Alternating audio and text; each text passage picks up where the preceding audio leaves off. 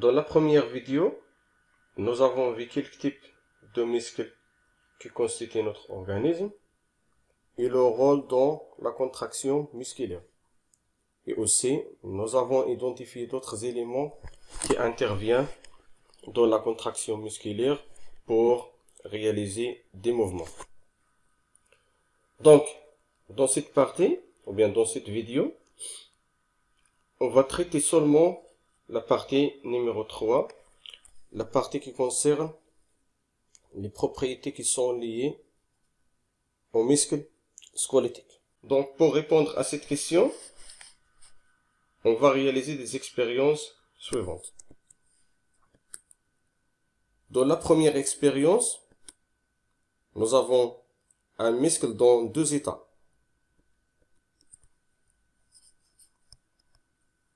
Le premier cas avant l'excitation et le deuxième cas après l'excitation. Donc, premièrement, vous faites une comparaison entre l'épaisseur du muscle dans les deux cas et aussi entre la longueur de ce muscle dans les deux cas. Donc, lorsqu'on fait cette comparaison, on va constater que après l'excitation, l'épaisseur et le comment, il augmente. Par contre, la longueur est diminue. D'accord? Et ici, vous constatez qu'on a utilisé une excitation de nature électrique. Donc, le muscle, il fait une réaction après une stimulation et on déduit que le muscle se caractérise par une propriété de l'excitabilité. D'accord? C'est-à-dire que le muscle a une capacité de la réception d'une excitation et de faire une réaction après cette stimulation. D'accord? إذن هنا ملي استعملنا هاد l'excitation électrique يعني العضلة دارت ردة فعل. دارت ردة فعل بعد استقبال هاد l'excitation. قدرة العضلة على استقبال يعني l'excitation كنقولوا بأنها عندها خاصية ou bien la propriété de l'excitabilité. D'accord? Et aussi, on dit que le muscle, il se caractérise par une deuxième propriété qui s'appelle la contractilité. C'est quoi la contractilité? La contractilité, c'est-à-dire que le muscle a une capacité de se contracter. إذن هنا لاحظوا هنا ملي العضلة كتستقبل واحد l'excitation يعني هنا كدير واحد ردة فعل اللي هي عملية تقلص. إذن هنا لمعرفة هل العضلة في حالة تقلص أو حالة تمدد يكفي فقط ملاحظة الطول ثم السمك la longueur et l'épaisseur. إلا كان la longueur كينقص كينخفض و l'épaisseur كيرتفع، في هذه الحالة كنقولوا بأن العضلة في حالة تقلص. فهمنا؟ إذن هنا توصلنا أن العضلة الهيكلية تتميز بخاصيتين l'excitabilité et contractilité. Donc on va réaliser d'autres expériences pour atteindre à autre propriété. Dans la deuxième expérience, on va fixer l'un des extrémités du muscle sur un support et on place sur l'autre une masse de 30 grammes. Et on va constater que le muscle est dilaté.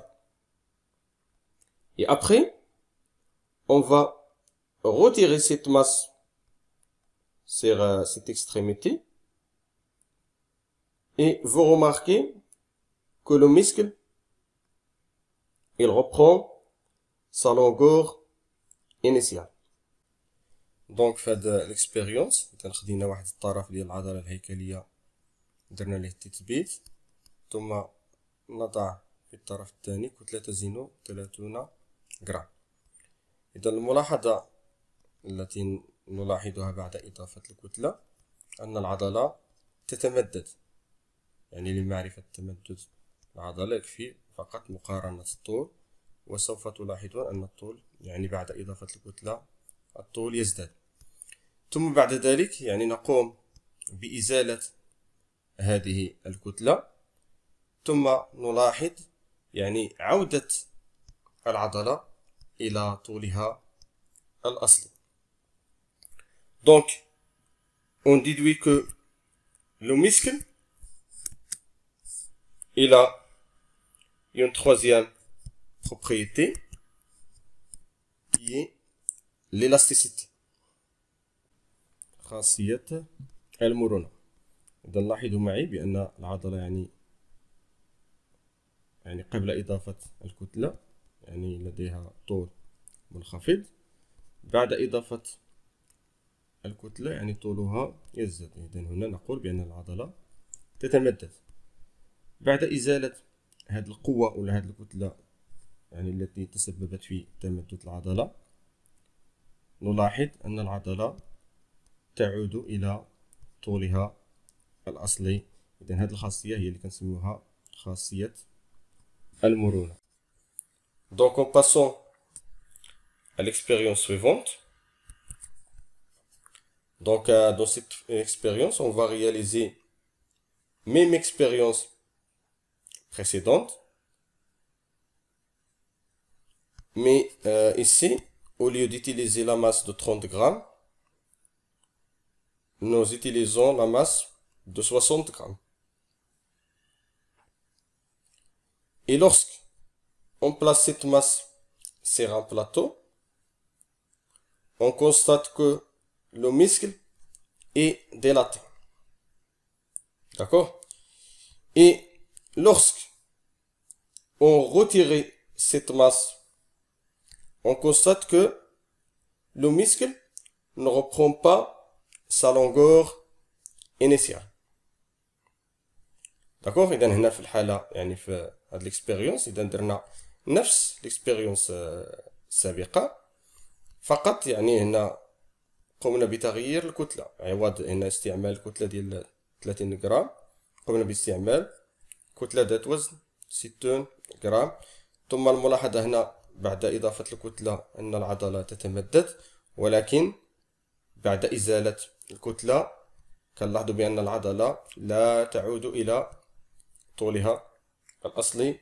Donc, on déduire que l'élasticité du muscle squelettique est limitée، محدودة، بمعنى أن العضلة عندها القدرة على يعني العودة إلى طول أصلي، يعني بعد تطبيق قوى معينة، ولكن بعد يعني تطبيق قوة أكبر من طاقة العضلة. في هذه الحالة العضلة تفقد خاصية المرونة.